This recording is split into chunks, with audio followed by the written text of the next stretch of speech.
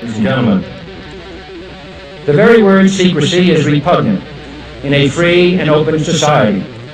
And we are, as a people, inherently and historically opposed to secret societies, to secret oaths, and to secret proceedings. We decided long ago that the dangers of excessive and unwarranted concealment of pertinent facts far outweigh the dangers which are cited to justify it. Even today, there is little value in opposing the threat of a closed society by imitating its arbitrary restrictions. Even today, there is little value in ensuring the survival of our nation if our traditions do not survive with it. And there is very grave danger that an announced need for increased security will be seized upon by those anxious to expand its meaning to the very limits of official censorship and concealment. That I do not intend to permit to the extent that it's in my control. And no official of my administration, whether his rank is high or low, civilian or military, should interpret my words here tonight as an excuse to censor the news, to stifle dissent, to cover up our mistakes, or to withhold from the press and the public the facts they deserve to know.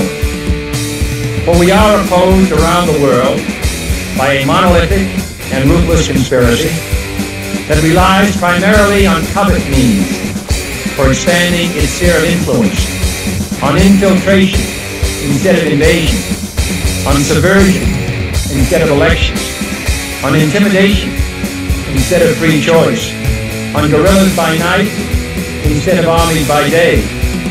It is a system which has conscripted vast human and material resources into the building of a tightly-knit, highly efficient machine that combines military, diplomatic, intelligence, economic, scientific, and political operations.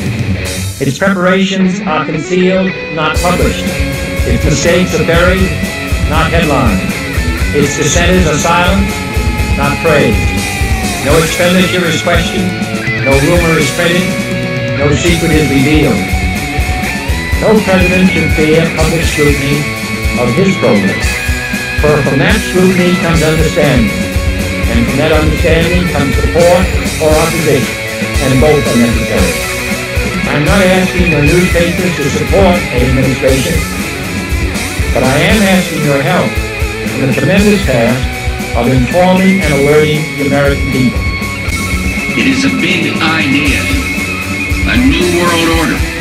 Republican and Democratic presidents alike, from Harry Truman to George Bush, stood for freedom and stood for certain propositions that would make America strong and healthy, and grow the middle class, and shrink poverty, and stand against communism.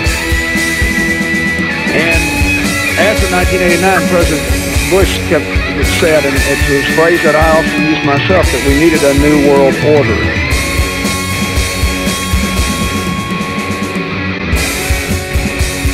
The lethality of their power is greater than ever. Their capacity to impose control over the politically awakened masses of the world is at a historical low. Namely, in earlier times, it was easier to control a million people. Literally, it was easier to control a million people than physically to kill a million people.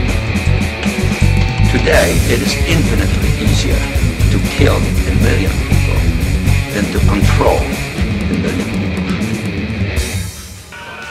Something has gotten lost. That something is the truth. What is it in us that seeks the truth? Is it our minds? Or is it our hearts?